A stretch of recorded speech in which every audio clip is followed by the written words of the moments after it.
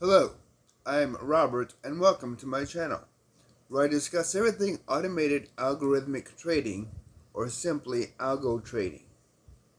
If you like these kind of videos, please hit that like button and subscribe. It really does help this channel grow. Thank you. Now today we're going to pick up where we left off, talking about optimizing our trading with AI. In doing so, I've discovered some rather interesting anomalies with the entire process.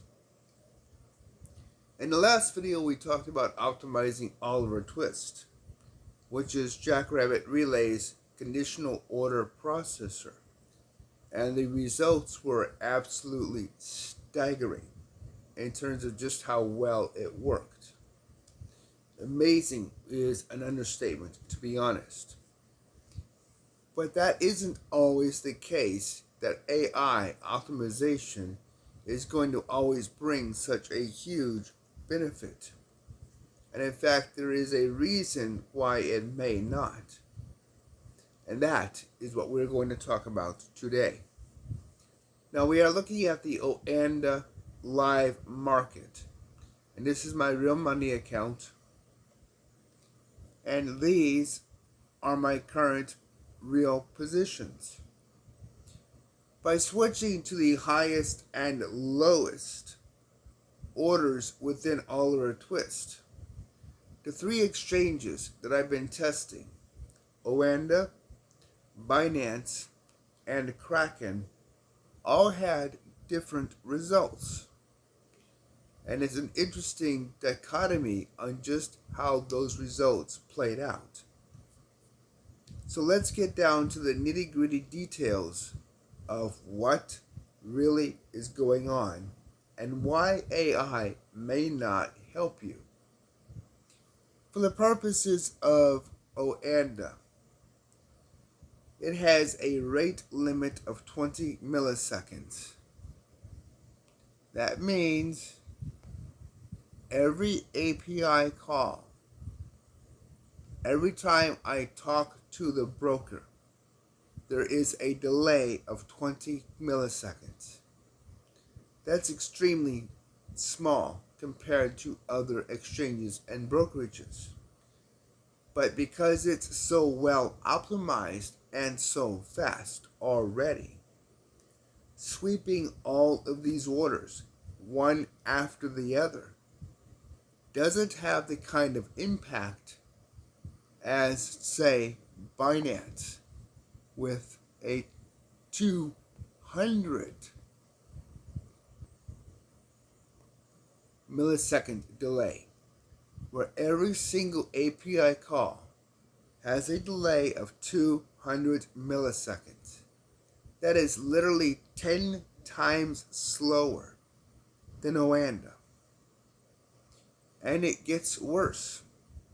Some exchanges have a horrible rate limit of 1,000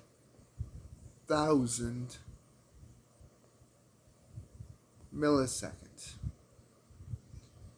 That means literally 1 second for every single API call. And to check a single position and determine if it is ready to sell might take up to as much as 10 API calls.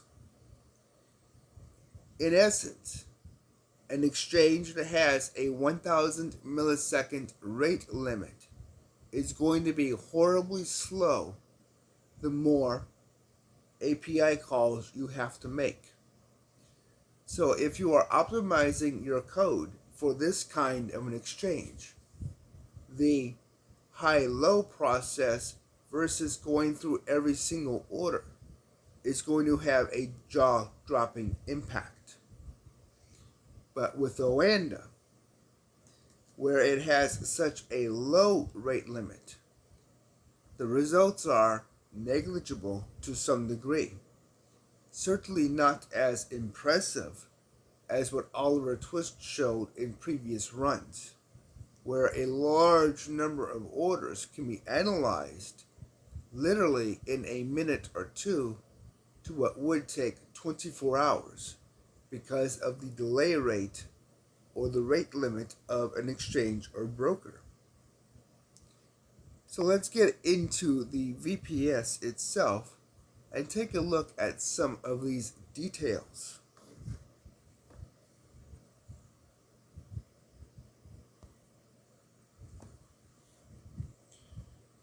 Okay, now we are looking at Oliver Twist, the conditional order processor for Jackrabbit Relay. And we can see just exactly what's being processed and how long it's being processed.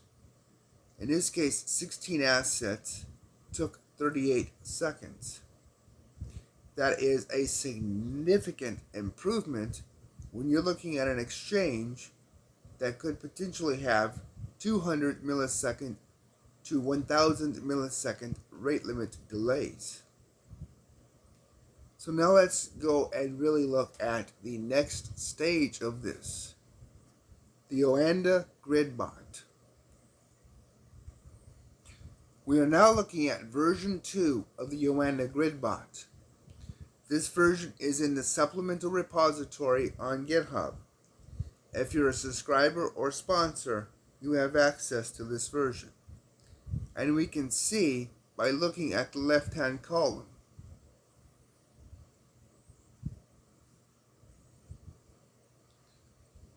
Right here. The amount of seconds that it takes to process an order, or in this case, a pair that has significant numbers of positions. And those numbers are actually on this column right in the middle.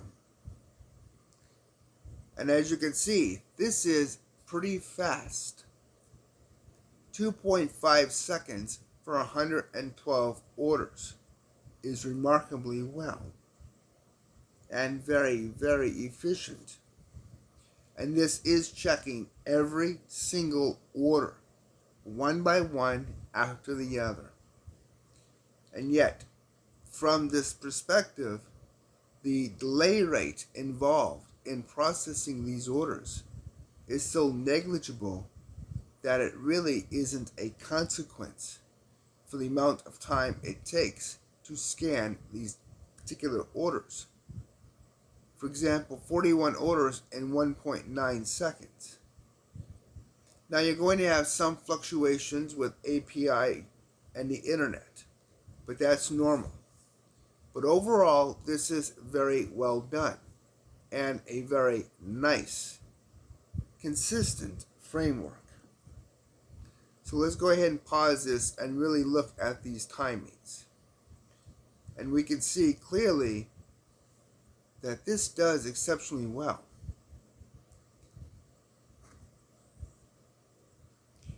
So now let's look at the optimized version. Now we are looking at the optimized version that is using the high-low approach.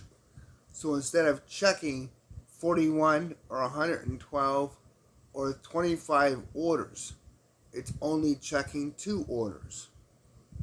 But we'll notice that the timing isn't really that beneficial. The timing is pretty much the same as it was. Version 2 and version 3 don't have a significant benefit for timing. That's really an interesting situation because the algorithm itself is remarkably fine-tuned. But because of the rate limit of the broker, the actual amount of time spent processing the order is so drastically reduced that the optimizations aren't as important.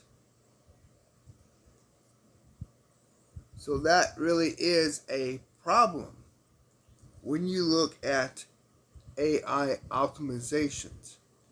When you look at the availability of what can be done with artificial intelligence,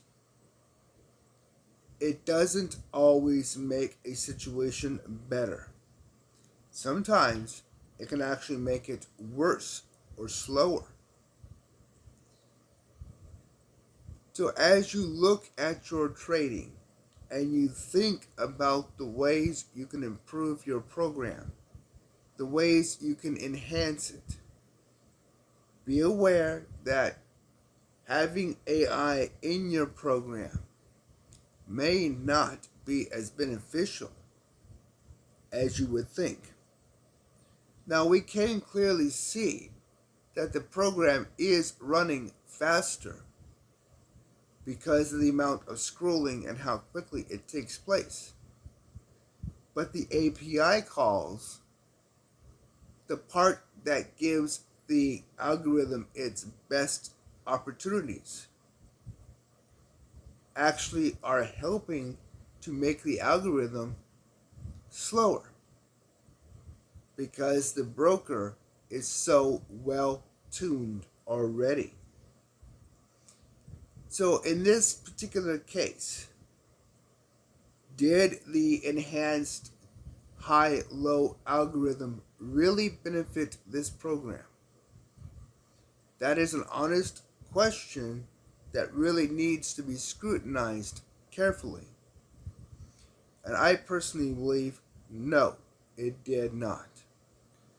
It did not overall make the program fast enough to warrant the amount of time, energy, and effort necessary to convert the program over to using the algorithm versus just going through each and every order.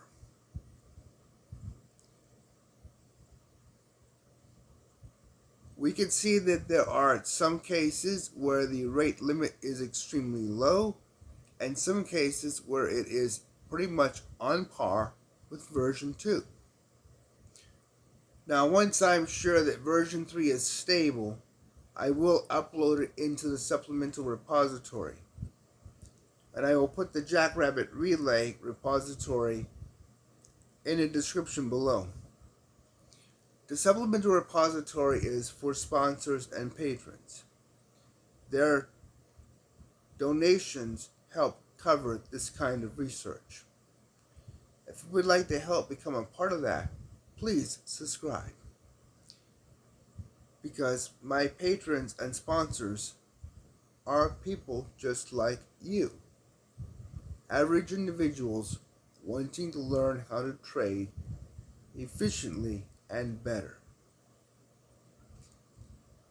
Please let me know what you think of this particular situation. Were you surprised that the AI did not benefit the particular strategy? Or did you expect that maybe it would have less than desirable results? Let me know. What do you think about AI in general being introduced into every product on the planet? Is it a benefit, or is it just ultimately going to make things worse? Share your thoughts. Leave a comment. Thank you for watching.